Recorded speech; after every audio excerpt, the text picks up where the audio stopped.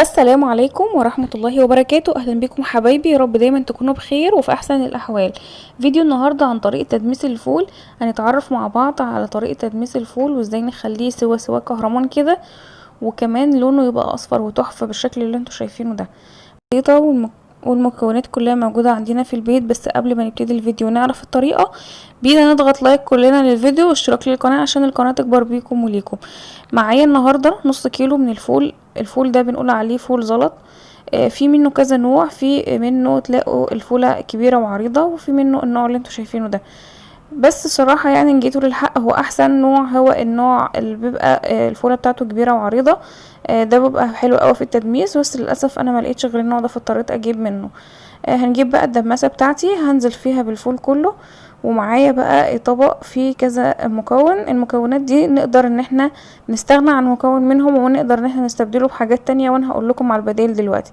معايا هنا الاول نص كيلو من نص كوبايه ربع من العدس، وربع كوبايه من الرز الابيض المصري. ومعايا بصلايه صغيره قوي مبشوره. طبعا المج اللي ظهر ده عايزه اقول لكم ان هو ده المج اللي انا عايرت بيه. هنحط كل المكونات دي في الدماسة ونزود المية مرة واحدة. انا حطيت عليهم لتر كامل من المية، علشان الفول طول ما هو بيستوي على النار ما بيحبش ان احنا كل شوية نفتح ونكشف عليه.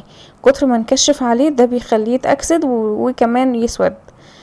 تعالوا بقى نشوف الحاجات اللي المفروض ان احنا ممكن نستبدلها بحاجات تانية. يعني احنا ممكن نستبدل العدس ده بجزر، ونقدر ان احنا ما نحطش البصل خالص. ممكن كمان ما نحطش الرز، ولكن الرز بيدي قوام نشوي كده للفول، فبتخليه بتلاقيه رابط كده وماسك حلو، فبيديله قوام حلو قوي.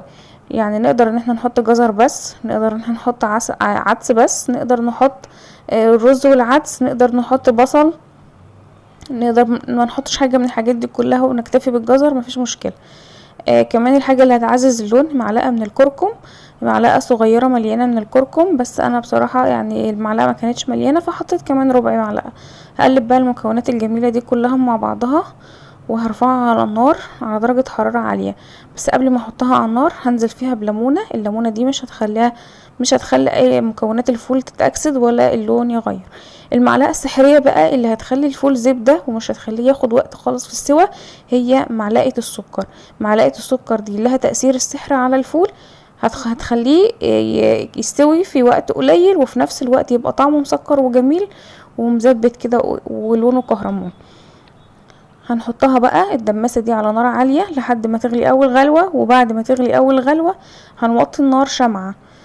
خد وقت قد ايه النص كيلو؟ خد ساعة الا تلت سوا على نار هادية جدا شمعة.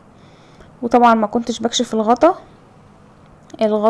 يعني ما كشفتش غير في اخر نص ساعة، وبعدين سيبته 10 دقايق، وكان الفول استوى بالشكل اللي انتوا شايفينه ده بقى كهرمان.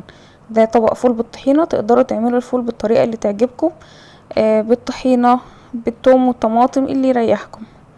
وده كان نهاية الفيديو بتاعنا النهاردة. يا رب الطريقة تكون عجبتكم. ما تنسوش في نهاية الفيديو تضغطوا لايك للفيديو واشتراك للقناة عشان القناة تكبر بكم وليكم. شكرا لكم حبايبي، والسلام عليكم ورحمة الله وبركاته.